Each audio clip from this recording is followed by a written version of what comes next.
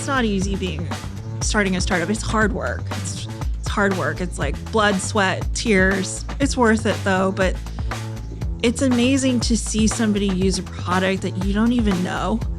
You don't know who they are, but they're loving it. And it just feels good, that we're helping them out. Welcome to Triangle Tweener Talks, a weekly podcast by builders for builders where we explore the startup journey from the idea to the exit and all the lessons in between with an exclusive focus on founders from the Triangle region of North Carolina. Tweener Talks is produced by Earfluence. Now here's your host, serial founder and general partner of the Triangle Tweener Fund, Scott Wingo. Welcome to this episode of the Triangle Tweener Talks featuring Dr. Joy Bhosai, CEO and founder of Pluto Health. This episode is sponsored by Bank of America. Bank of America's transformative technology group helps game-changing tech businesses and founders realize their boldest ambitions across a wide range of technology sectors. Smashing Boxes, a Durham-based lean design-centric digital transformation company. Robinson Bradshaw, a full-service business law firm with a passion for supporting the Triangle entrepreneurial ecosystem. Also, special thanks to our friends at Earfluence for their help producing this podcast, both the audio and video. Joy grew up with a passion for helping people. She harnessed that passion to become a doctor and moved to the Triangle to complete her residency at Duke. While at Duke, she fell in love with the idea of technology improving the patient experience and health outcomes. Even though she occasionally still sees patients, she left that field and founded Pluto Health, where they are working to close healthcare gaps for patients. In this discussion, Joy takes us through the lows, like raising capital during COVID, and the highs. She cleverly calls this up and down of starting a company the rocket coaster. Here is my discussion with Dr. Joy Bhosai, founder and CEO of Pluto Health. I always like to start at the beginning. I've met you kind of at your current journey where you are the CEO and founder of Pluto Health. Yes. And the Tweener Fund's an investor, which is how we met. I saw you pitch at an event and I was like, holy cow, how did I not hear about this startup? I think I grabbed you at the event and pulled you aside and said, we want to invest. And you said, sure. So thanks for that. Thank you. But I want to hear the backstory. So let's go all the way back. Are you from North Carolina? I'm actually not. I'm from what used to be a small town in Central California. So named Clovis, and that's my hometown. We call it the gateway to the Sierras. So not typically your San Francisco or LA that you think about when you think of California, but yeah, I grew up in the Central Valley. Cool. And then where did you know when you were young that you wanted to be an entrepreneur? I think I was raised in a household that was somewhat unique. And so it was kind of always the spirit of developing new things and making things better was always there. So, for instance, my parents immigrated from Thailand and my dad tinkered with starting like an auto body shop for early days. Didn't go so well because he's so kind and kept giving stuff away. And then my mom, who's a nurse practitioner, decided that they would start nursing homes for adults with intellectual disabilities who were given up to the state because she saw that there was a huge need to take better care of patients. Your dad joined in that endeavor? And my dad joined in that because, he's got a heart of gold and knows how to organize. And so my mom basically was like, okay, let's do this. Let's start nursing homes and give people a better experience and families peace of mind that, their loved ones are going to be taken care of well. So not having much money, we lived in the very first nursing home my mom started, and it grew into a chain, a small chain in the region. But early on, ever since I was little, I remember just being part of the building process. So I think it was always part of the DNA. Yeah. Yeah.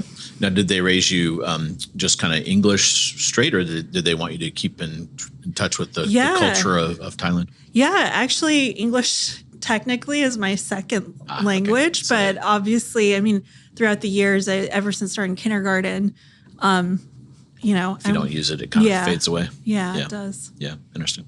Did you get back to Thailand a lot during that time, or? Yes.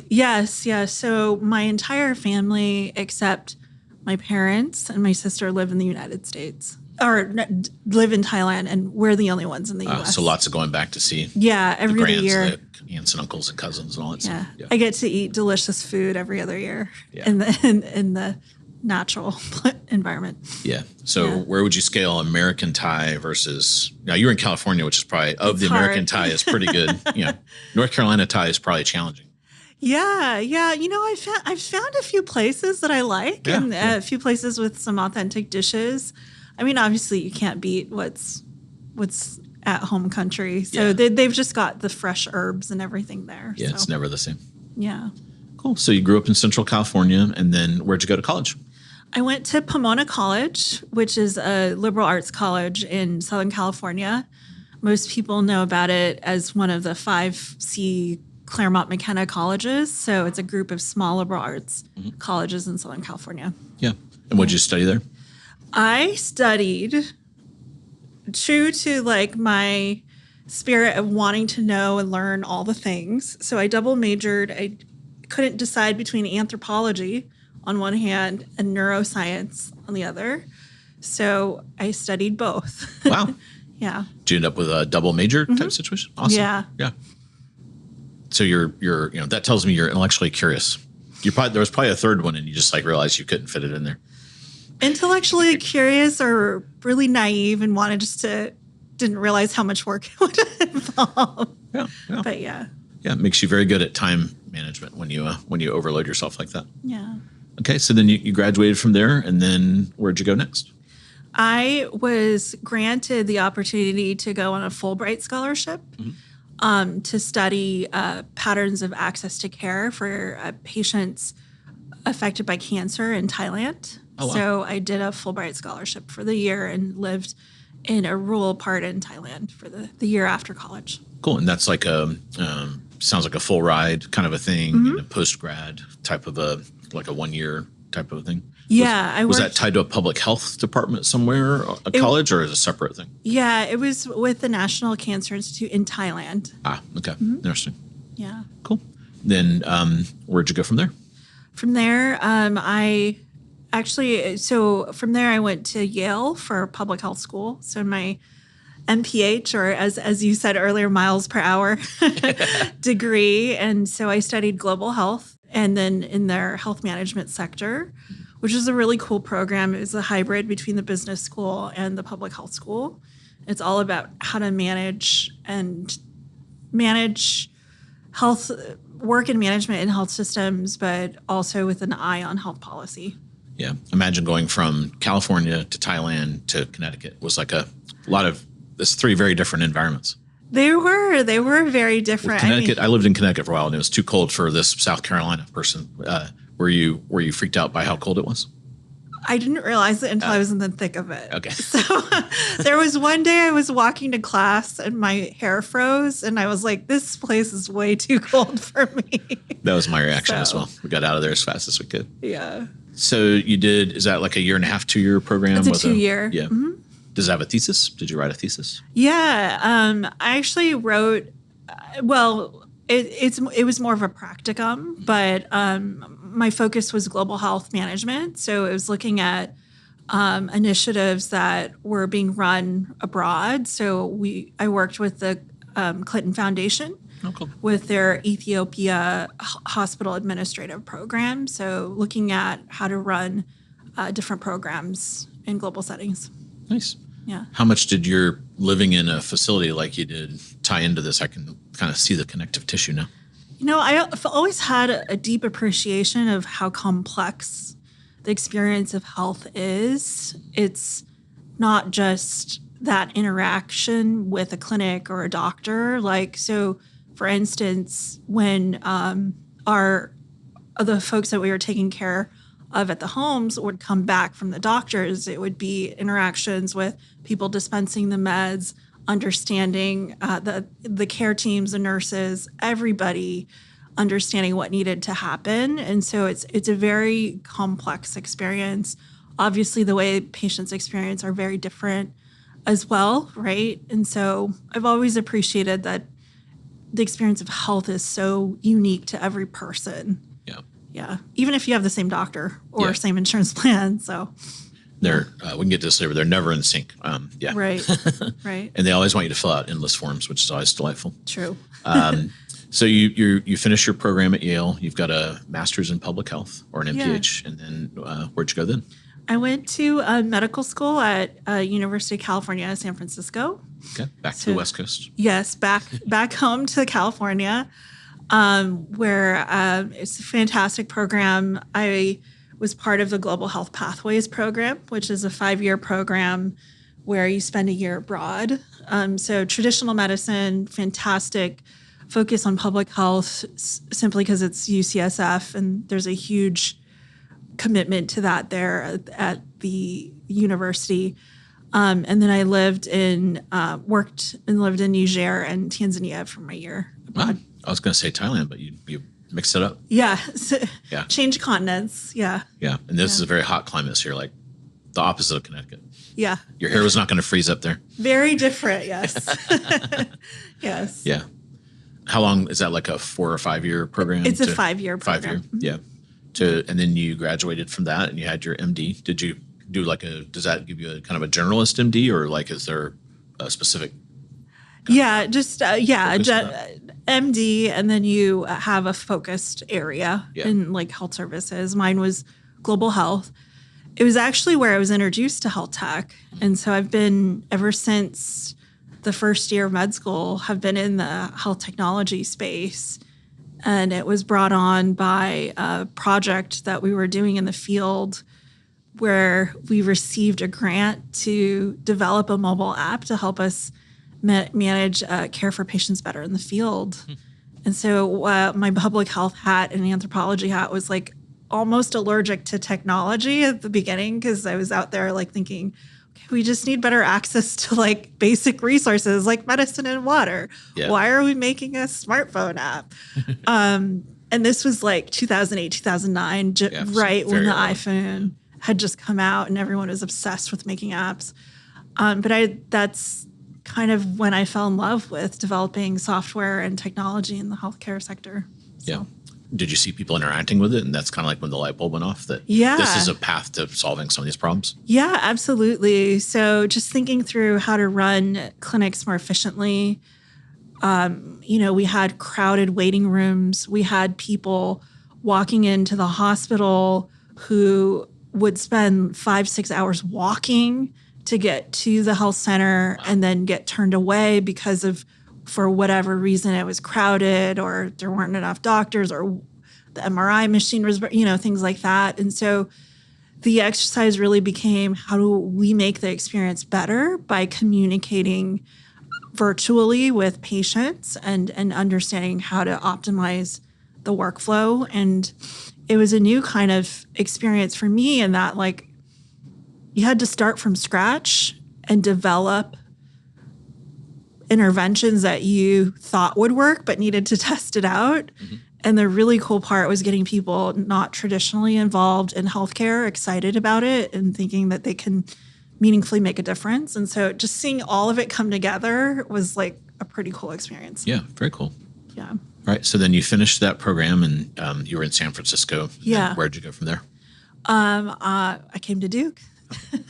Which landed me here in North Carolina. Finally, we ended up in North Carolina. Yeah. And was that because, was that to be a professor or work in a global health program at Duke? Or? It was to do my residency. It's your residency. Yeah. Okay. Yeah.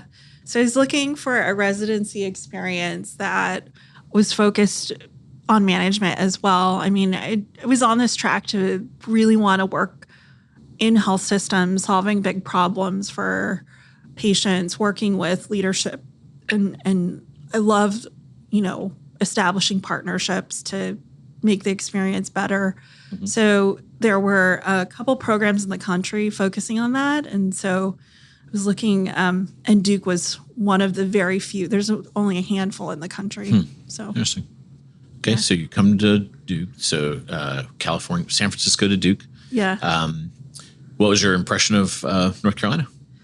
Oh, I loved it. I love the weather. I was like, this is perfect. Everyone was so warm and friendly. I remember my first visit, someone said hi to me in the elevator and actually it felt genuine. And I was like, what is happening? So I thought it was great. And the program director, everyone was just so sweet. And so I really enjoyed it. Yeah. So that must have been, is this 2009, 2010? Kind of? No, this was 2013, 14. Okay. Yeah, I got it. Okay. So that was the app was at the beginning of the thing. Okay. Yeah. Okay. So then you get here to Duke, you do your residency, and then what'd you end up doing? Yeah. So I trained in internal medicine, and I've always wanted to be in hospital medicine. So at UCSF, I would say at the time, I think my class, around 50% either go into primary care or hospital medicine. It's actually kind of where the origins of hospital medicine started. Yeah. Have been a hospital medicine doctor ever since residency, and have worked throughout the health system. The program I was in at Duke was called the Management and Leadership Program. So that was a extended program where it added an extra year to your residency, but allowed you to work with leaders in the space and in the health system and work on different various projects, quality improvement. It's like projects. one of those GE type things where they have this whole thing where over a period of time you do like a rotation through different parts to get exposure to the whole hospital system, or is it? Yeah, and then within that you can focus in certain areas. Yeah, so kind of choose your own adventure kind of aspect. Yeah. Yeah. Did you always gravitate back to the global side, or did you get interested, or were you like now starting to get interested in health tech? I was actually doing rotations both in global health and health systems. I think it's always been doubling up. Yeah, it's always been part of that. I was actually the associate director of global health innovations and care. So, it was always part of how do we apply technology and innovation and solve problems for folks. So, okay, cool. Yeah. And then you somewhere in here you're going to found Pluto. Walk us through how we got from there, from being in the residency program at Duke. Yeah. It was kind of funny. I initially didn't think about starting Pluto as a startup at all. Right. So it was just something that I felt that needed to be developed. One of the problems I would say in healthcare is it's always about making the patient experience better, right? And there was a time where regulation had just passed a few years ago that enables patients and technology companies to unlock data from the once very siloed, I would argue that still is, health systems all across the nation, and also electronic medical record systems. So once it looked like those policies were in place and regulation had changed, I thought it was ripe time to rethink how we engage with patients and understand their health histories to point them to the right resources. So take, for example, at Duke, they take care of transplant patients. They do trials. They take care of patients, highly complex patients that see specialists from all over the nation. Sometimes where, at Duke, you get your second or third opinion after someone says, this is too complicated. So a big problem is understanding the patient history and what's done, and then figuring out how to meaningfully affect net new for the patient. And sometimes they also need access to clinical trials. And I felt like the experience was highly disjointed. And then at the same time, one of my dear friends, his mother-in-law was diagnosed with pancreatic cancer. And they're over on the West Coast, and my friend Noah, so his mother-in-law was diagnosed, and they were trying to find her a clinical trial. And he gave me a call, and they're like, well, how do we even go about this? And, a trusted resource is going on a website called clinicaltrials.gov and just mining it, trying to find her some. But unfortunately, the experience of finding a trial was not great for them. She would present at one place, it'd be complicated, present at another place, it was complicated. And it just made me think we've got to make this experience so much better for people. And one of the biggest challenges was like that I see for patients trying to get into a trial that could potentially extend their life or save their life is a huge delay in accessing their medical records to see if they qualify for a trial. Yeah. So to me, there was this problem of delayed access to medical records and health histories, but also not understanding how to organize and present that meaningfully for folks. So I started thinking through, okay, what is a better patient experience? And so part of it is, well, if somebody knows my health history and they know where I've been, what needs to happen, they know my conditions, is there a way that resources can be presented back to me meaningfully without me, the patient, having to do all the work? And so that was the start of thinking through what as a software person, it seems like you should have your own cloud, and like you can pull things in from, if I went to these 3 hospital systems that are on different systems, I don't care about that. I can have my own cloud. And then I can say, I can give, someone the, permission to see my cloud and then pull it back if I want to. Yeah. It doesn't work anything like that. No, it's just so disjointed right and now. There's like all these portals, and they're hard to get into, and they're hard to understand as the consumer. And sometimes there's stuff you can't see in there. It's just like really, it's a mess. Yeah. And oftentimes in healthcare and medicine, you're not even allowed to make a specialist appointment until you have your records sent over. And so it can lead to significant delays for people. Yeah. Yeah. Is this like most of these records are faxed, or like how are they? They're faxed, mostly, sadly. Yeah. Sometimes there's a portal-to-portal communication, but, just having gone through this myself, because I am, far along in pregnancy, despite the EMRs being connected or portals happening, offices still request you to fax the records. It's kind of insane. Yeah. Yeah. Part of the world's like building AI agents to get rid of paper and scanned PDFs, and you guys are faxing way back here. Yeah. Yeah. Yeah.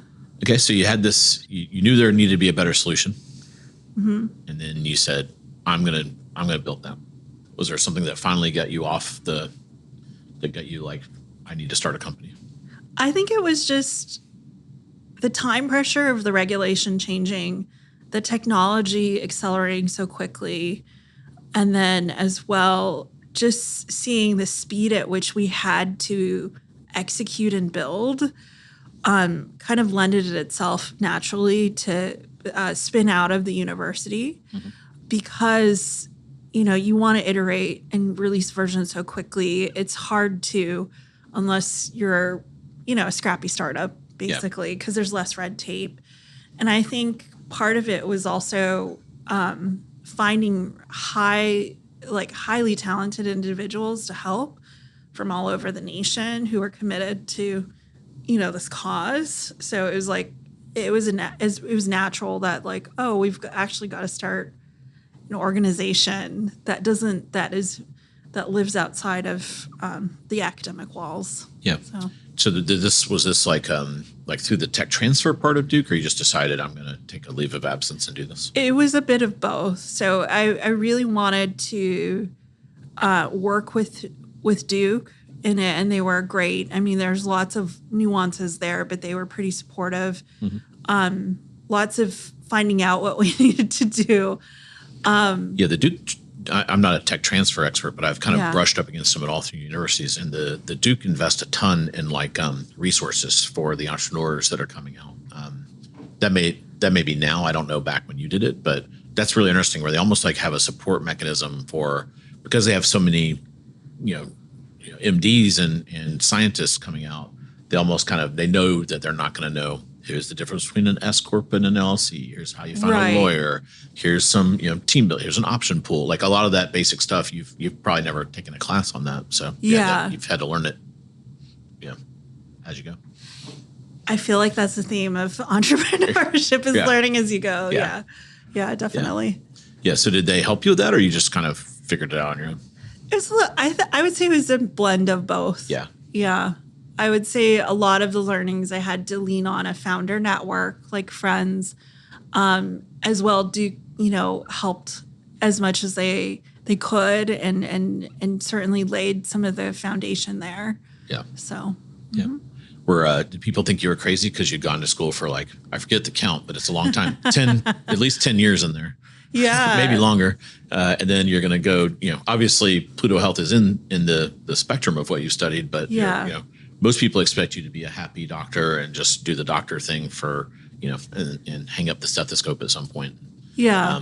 Did folks think you were a little crazy for doing that?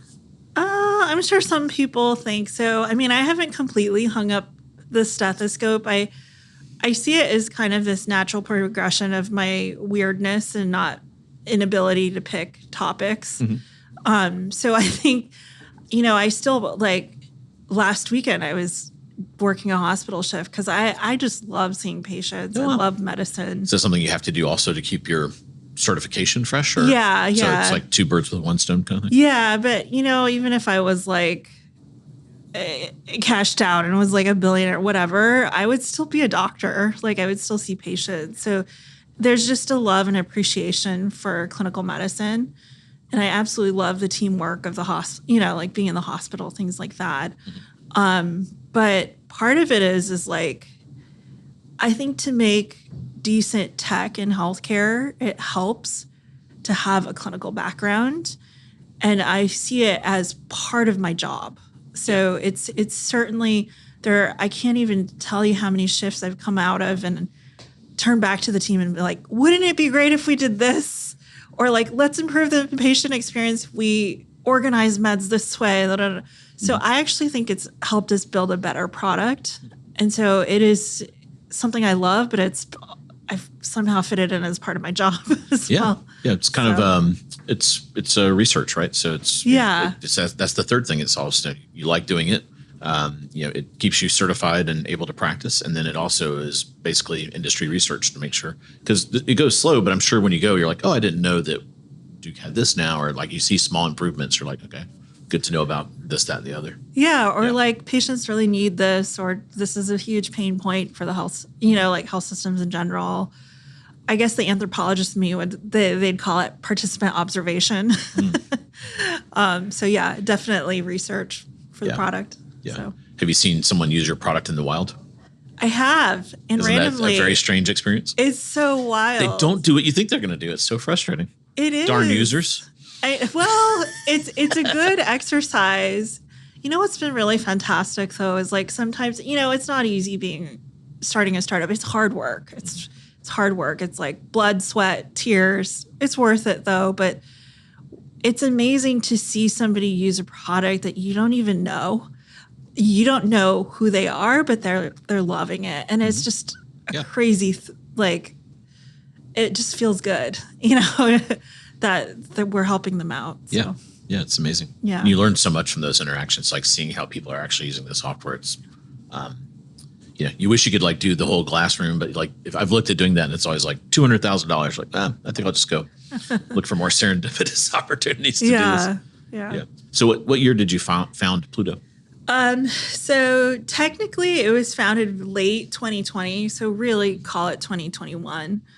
And then we officially started commercializing, around mid 2022. Mm-hmm. So. And when you say commercializing, that's selling to customers, or you're officially out of Duke at that point? Official, non-pilot, we were out in market. Okay.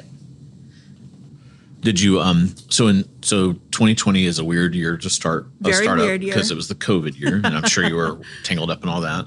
Did COVID delay your plans, or it just kind of? A little bit, yeah. As a hospital medicine doctor, you can't leave your team in the middle of a pandemic, right? You have colleagues who are calling out sick. It was just, you couldn't. Yeah. So you had to kind of get through that. Yeah. Okay, so you get through the worst of COVID, late 2020. How did you get funding? So did you get pre-seed or seed in that kind of 2020 timeframe? Fund it yourself? Yeah. So we did, kind of funded yourself, building and kind of bootstrapping for a bit. But we went for a pre-seed round and pitched to a few funds. And then we were lucky in that A4 Capital was our first lead. Mm-hmm. And so they're a pre-seed fund based out in the Bay Area. Cool. And was that from a connection you had, or they just like they had a network, or you just kind of stumbled into them? It was kind of funny because I stumbled onto their website. So I signed up to pitch, but then I realized the partner was a colleague of one of my dear friends. So it was kind of like a conglomeration of the two. Nice. Yeah. So a warm, having someone kind of warm to receive your pitch always helps. Yeah, definitely. Yeah. How did you so you probably never pitched before. So how is it like going from being a doctor to being a pitcher? An entrepreneur pitching her idea. I think it's still a muscle that will, you always have to continue to build, but it's very different, right? Like presenting on clinical rounds or academic presentation is very different than an investor pitch. And so there was a big learning curve of like how to pitch quickly and effectively and just get to the point quickly, things like that. I actually went online and tried to read as much as I can, watch as many pitches as I can, things like that. So I've seen you pitch, and you're a natural storyteller. So you've got and you're always calm. Like a lot of entrepreneurs, you're just like, you can tell they're stressed out. You seem to, Thanks. And maybe that's like the doctor thing. You've seen like all kinds of crazy stuff. So pitching is like, not as crazy as like doing a rotation in the ER or something. So you do it very good, and you're a good storyteller. You. So it's the storytelling, I think, that really draws people into a pitch. If a lot of people are very robotic, they're like, this is the team, this is the problem we solve. They think it's like this checklist that you go through, but that doesn't really land as much as someone that has a personal story of why they've done this. And when you pitch, you can definitely, this is like pitch advice for people watching this. You can tell like you care about this down to like every fiber of your being, right? Thank you. Thank you. But you get that across just by your passion of it, not saying, I care about this with every fiber of my being. Whatever you've done, it's effective. It worked. Whatever videos you watched, they were good. Thank you. No, I mean, I promise you, I'm still very nervous. It just doesn't show on the outside. You're good at it. That's good. That's a good skill too. Yeah. To hide your nervousness. Yeah. And then back then you were probably Zoom pitching too, right? So only Zoom pitching. Yeah, only Zoom pitching. That's good and bad in that you didn't have to travel, but it's really hard to get people across the Zoom screen to kind of like feel what you're feeling. And right. And it's hard to read them too. You kind of see their eyes dart and you're like, are they reading email? Or are they just like looking out the window? Like, what's going on? You never know. They could be looking at another screen. Yeah, they're looking at what are they doing? Right. Okay, right. So you raised your pre-seed round. Like, can you tell like what kind of range did you guys raise in there? Is that like $1 million kind of thing, or? It was 2.5. 2.5. Okay. Yeah. Yeah. Cool. So that was 2020. Mm-hmm. So then did that get you all the way through to the commercialization in mid 2022, or did you need to raise another round in there? It got us through the main pilots and iron out like any, anticipated hiccups or bugs and things like that. And then we raised a seed round that then closed about 1.5 years later. Yeah. Cool. Was that, it makes it seem like the pre-seed was relatively easy to raise. Was the seed? It was not easy. It's not easy. It's not, I mean, I think we pitched to like 40 to 50 funds, lots and lots of no's. It was actually kind of funny. I was driving. So during COVID, my husband and I moved. So we had an intermittent hiatus from North Carolina where we lived in LA for a year because he had a position at UCLA, a fellowship. And so we were driving cross country in our car. We didn't want to fly and get COVID as well. So I literally was pitching in my car with the virtual Zoom background, stopping randomly at like a Shell gas station. Did you take 40 all the way? I mean, did you do the Highway 66? I mean, we kind of did so my husband used to be a mountain rescue EMT. And so he really wanted to see the national park. So we kind of like went, kind of zigzaggy. Yeah. But yeah, if I had a pitch coming up, we would have to be up in 30 minutes. I need to be at a gas station and just kind of start. You're looking for a good signal. Drive more over that way. Yeah. Find a parking spot over there. Their signal's like twice as good. Yeah. Exactly. Things we do as entrepreneurs. And then you're trying to stay totally cool, like you're not in the car. Yeah. Cool as a cucumber. Yeah. Don't even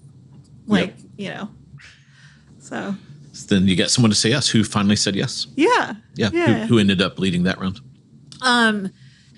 The seed round? Yeah. So it was a combination of Asset Management Ventures, which is a nicely established early stage healthcare fund, and then as well Animo Ventures, which is more of a generalist fund.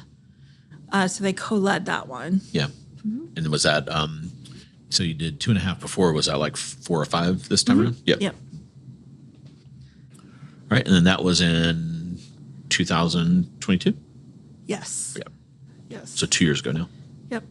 Cool. How big was the team kind of at this point? The team at the point was around 8 to 10 people. Yeah. So being a non-technologist, how did you go about you're an MD that wants to build a technology product? How did you find your technology person? I get this question a lot. Yeah. From mostly MBA people, but sometimes from docs as well.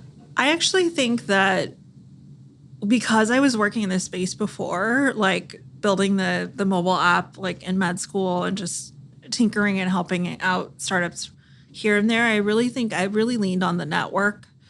So for instance, I've been working with our mobile developer for over 15 years now, and he works at our company. He was actually the first engineer that worked with me on creating that app that we used in Tanzania. Wow.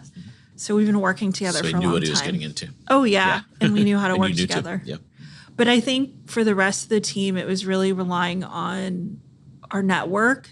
Like, I obviously don't know everyone in this space, right? It's so big. But I think referrals are huge, right? It's always nice to hire someone that someone else can vouch for as well. So. Okay. So at this point in the story, it's 2022. You've got fresh capital, $4 to $5 million. You're ready. Your pilots are going pretty well. You're ready for commercialization, and it's just up and to the right from there, right? Yeah, exactly a straight line. It's never a straight. I cannot seem to start companies that have that. I envy the ones that do, the open AIs of the world. But they also have like $10 billion to get them there, so that would make life a lot easier. There's room. There's yeah. I call it the roller rocket. So it's a roller coaster like this. Yeah. But it's like going up. So it's like a roller rocket. Yeah. So it's directionally up and to the right, but sometimes there's downtrends. You're like, I don't know where this is going. I hope we get back on track. Yeah, exactly.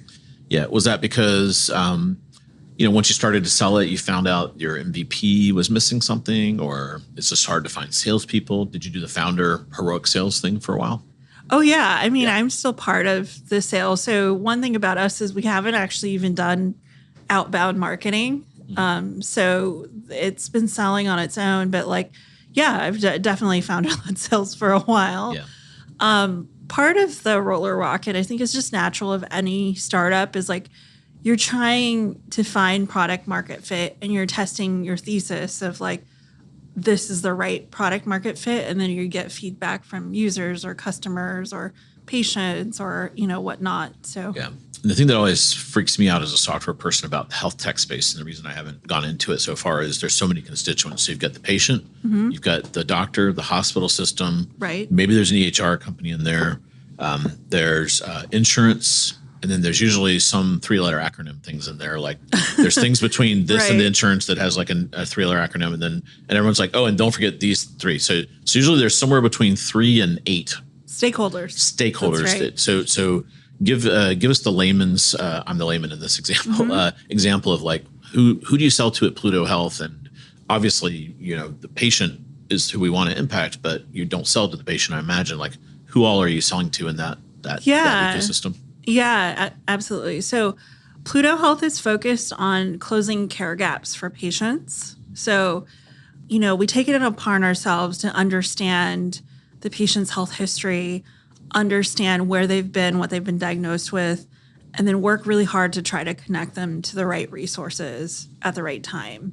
So it's really taking a deep dive into the data, but appreciating that your care doesn't just stop because we know what the data says. Like we want to take the next step and help you address those care gaps. Meaning, for example, hey, you are missing your age-appropriate mammogram or CT scan because you're at risk of lung cancer.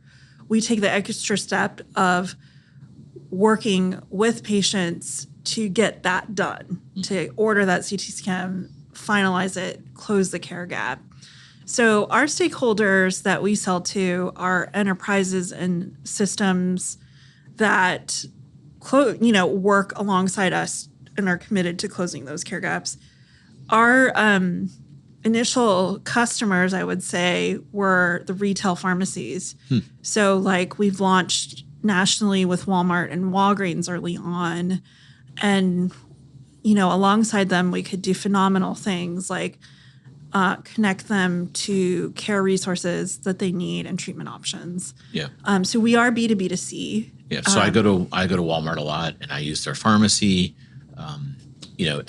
Is this like in that portal I log into to reorder my prescription? There's like hey, do you want to use, like, how am I introduced as a consumer to Pluto? Well, it's targeted. Or is it like rebranded and it's like Walmart Health and like I don't even know you're behind the scenes? Or Yeah. So it depends on the customer. Sometimes we'll white label, but part of it is we provide health services behind the scenes too. Yeah.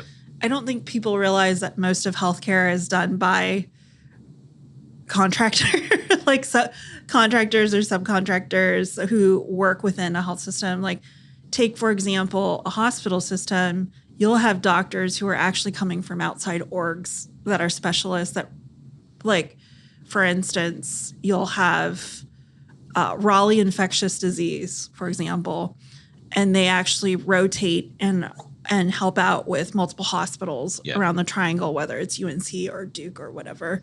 And so similarly, we will work with enterprises to be, part of those contracted orgs. So. And then on the, so there's a software component, but on the back end, is there like docs and PAs that are kind of like? There are. Yeah. And so. And is it like a marketplace where they're not really your employees? They're kind of like, you're pulling them in, or are they all your employees? It's a blend. Yeah. It's a blend. And I would say for us, it's really this dedication to trying to close care gaps for patients, which is needed in healthcare. I mean, the reason we're named Pluto is because we were told we were crazy and shooting for the moon. And the reason we were told that we were crazy is we wanted to bring and bridge both siloed data and care under one house. So could we bridge siloed data, really good data science, clinical informatics, and care gap closure under one house? Because to me, that's what's broken in healthcare is like you have people on your clinical team who have no idea what your health history is or what you need or where you've been. So the question becomes, can we be that organization alongside you? Now, with a caveat that we are a highly tech-enabled solution that uses a lot of SaaS principles to carry out what we do, but that's why it's hyper-scalable. Yeah. Okay. Yeah. Cool. So in the early days, you casually just knocked down Walmart and Walgreens. Those are pretty, that's pretty epic. Most founders kind of start small and go big. You're just like, I'm going to go elephant hunting. So you knocked those down, and then where'd you go from there? Yeah, I mean, we'll work with certain health systems and value-based care groups. So I think part of this last year also has been a focus on integrating more AI into our platform. Yeah. And so it's been steady in both the R&D and the commercial front. Yeah. Yeah. Okay, and then did you raise another round in there, or that was the last round? We did. Yeah. Okay. We did. So you raised an A, I believe. Yeah. Would be our next. Well, it was an extension of an extension. our seed. Yeah. Seed plus. Yeah.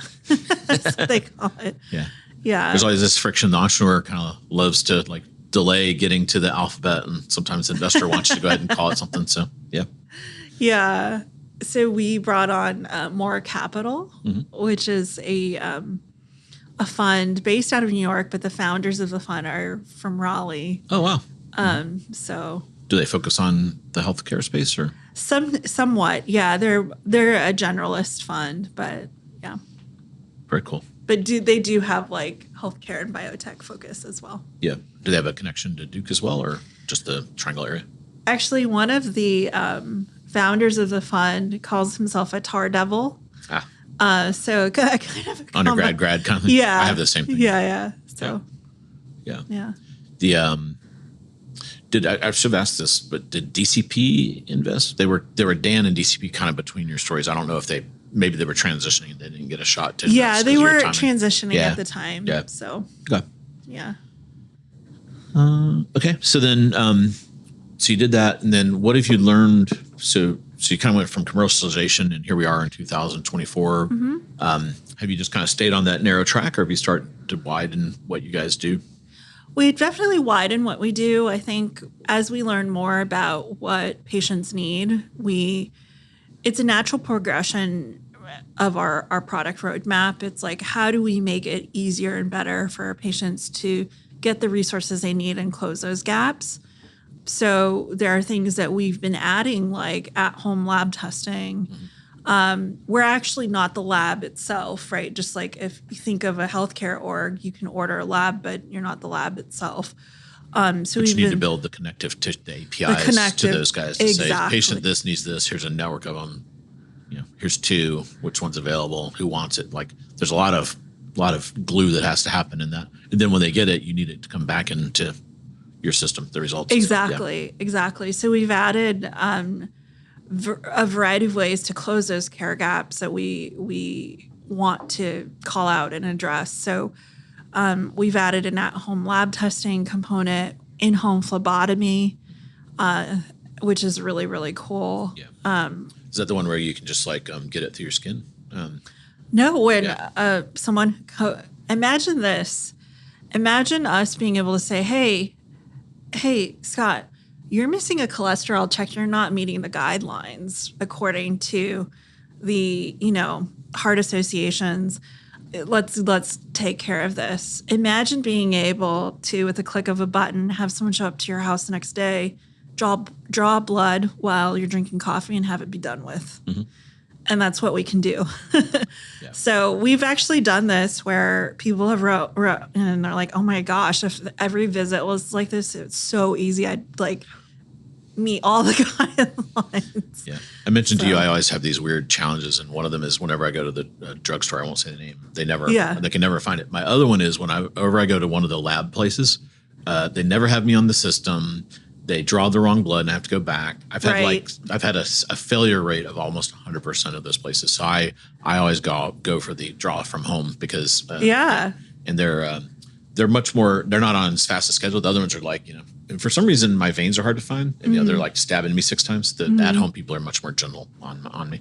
Yeah, I mean, I'd obviously offer we could get you in part of our ecosystem, but it's so convenient for people. It's a game changer. It's a game changer. You don't have to go anywhere. So it's the Amazonification of the healthcare system.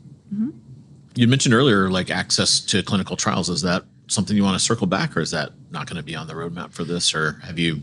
Because you have all this, are you able to kind of grease the skids on that? Yeah, there's some nuances there. I would say that for us, we always want to support patients in understanding what their treatment options are. And I would say that, if you're diagnosed with something and you need access to a trial, we absolutely want to support you to get to that if it makes sense for your care. I mean, just last week, I'll give you an example. One of my high school friends unfortunately passed away from metastatic melanoma, but he found trials that were promising, that helped extended his time with his family for years. And so if we could play a part in helping people access treatment options that make sense for them, we always will play a part in that. So we work with partners who are in that space, but it is part of the treatment options for individuals. So for us, it's all about taking a deep dive, understanding who the patient is, number one, and what resources we need to connect them to. We think of clinical trials as one of the many resources that someone may need access to. Yep. Same thing like at-home lab testing or phlebotomy or it's talking a tool in to the toolbox. Yeah, exactly. Okay. And then what? You're always optimistic, but it seems like this is working. What are some of the when you think of? I would use the term KPIs. That may not be What are the things do you see really good uptake with patients? Does the medical field care about customer, we would use Net Promoter Score. There's some customer satisfaction measure out there, I'm sure. Are you starting to see the platform have impact? Customers happy buying more stuff? Absolutely. Yeah. I mean, there's company, I'll kind of bifurcate this. There's company metrics and operational metrics, which I'm more than happy to share because we rocked it. To the extent you're comfortable. Yeah. No proprietary, but directional stuff is good. Yeah. The traditional stuff is really good, but I would also say there's stuff that we care about, which is interesting in healthcare because you alluded to this earlier. It's like healthcare is so unique in that the user is often not the customer, right? And so it's like, okay, maybe the patient and this entire interaction with them, it is the most important thing, but ultimately at the end of the day, someone else is paying for it, whether it's an insurance company, a healthcare stakeholder, or whatever. Yeah. So the metrics just become, they're nuanced. So for us, we look at things both by company operations, but also patient experience. And so we look at the number of health care gaps we evaluate and close. We'll also look at, the traditional customer retention, if you will, on the enterprise level, which I'm happy to say we've hit 100% customer retention over the last year and a pretty decent NRR. Nice. You spitting out NRR. Yeah, You're a doctor, an MPH, and a SASSer. I've had to learn quickly. Yeah. But and we're growing every quarter. And so that, it's good. Yeah, NRR in the last 2 years has become the huge differentiator from SaaS companies to kind of show, not only do you have low churn, but customers are buying more from you. You're developing a suite, and maybe there's a usage component and that kind of thing. Yeah, right. That's good to have that well north of 100. So congrats on that. Yeah, thank you. Yeah, thank you. Yeah. So I know you need to go here in just like 5 minutes, but maybe because you're kind of unique that you've come from a totally different field and jumped into this, what advice would you give? Like, let's say a doctor, 10 years younger than you came and said, "Hey, Joy, I'm thinking of, I've got an idea. What do I need?" What's some advice, maybe some do's and don'ts that you would share with someone if you mentored them?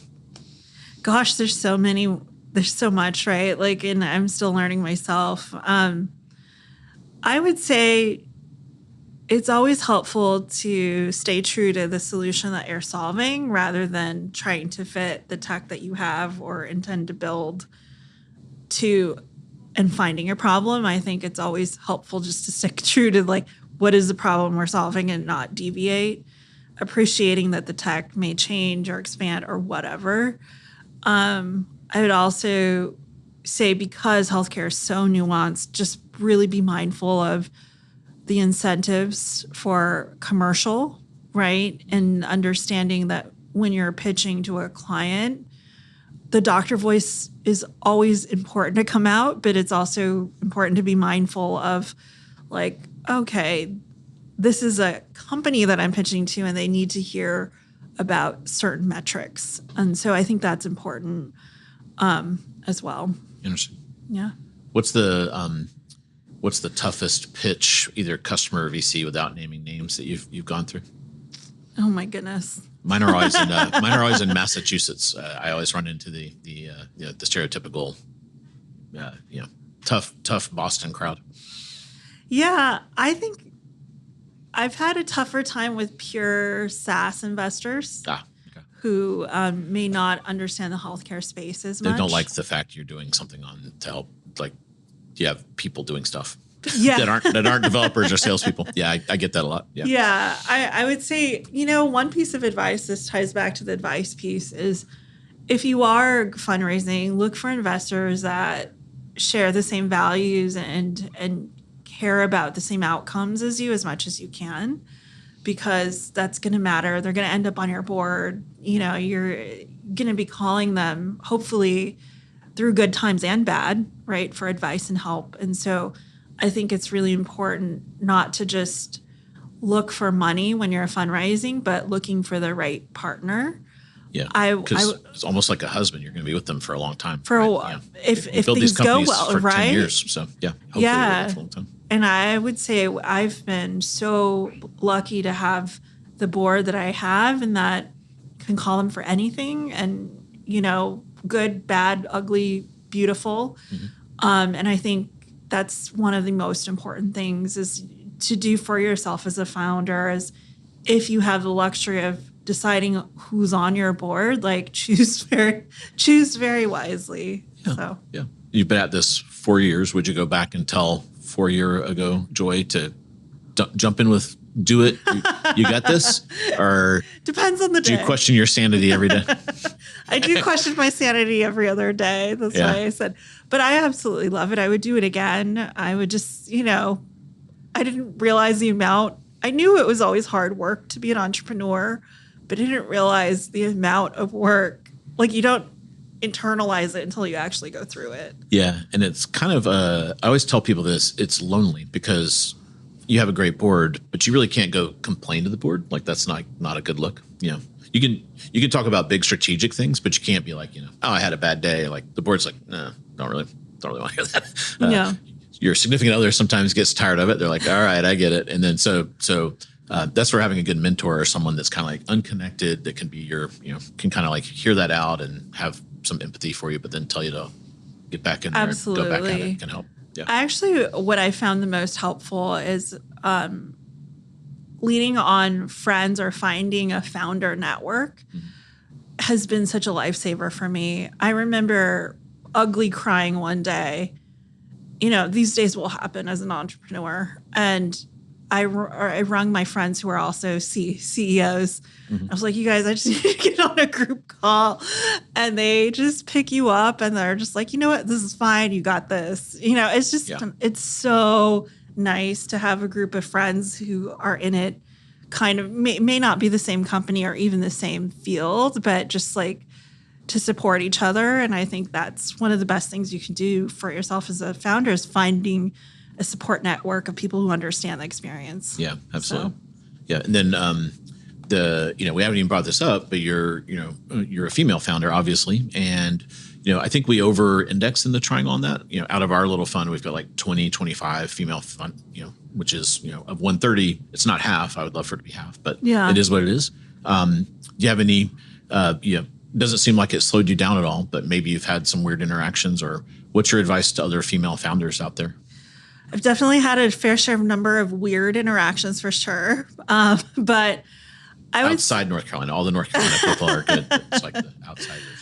I think, as a female founder, there's lots of challenges or things that I think you face. But at the end of the day, if your heart, you just got to stick to your North Star and not let anything allow you to deviate.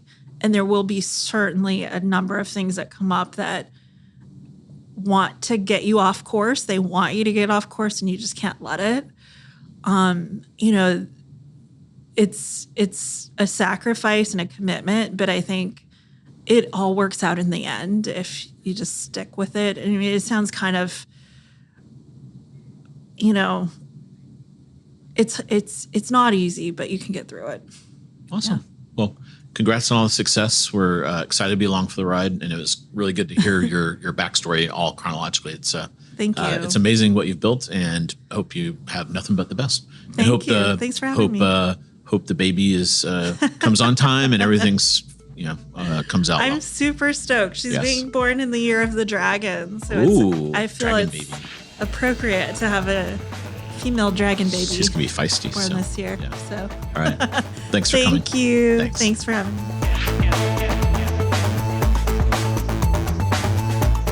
For more tweener content, check out the Triangle Tweener Times Substack at tweener.substack.com. For more tweener content, check out tweenertimes.com. Thanks for listening, and we'll see you again soon on Triangle Tweener Talks.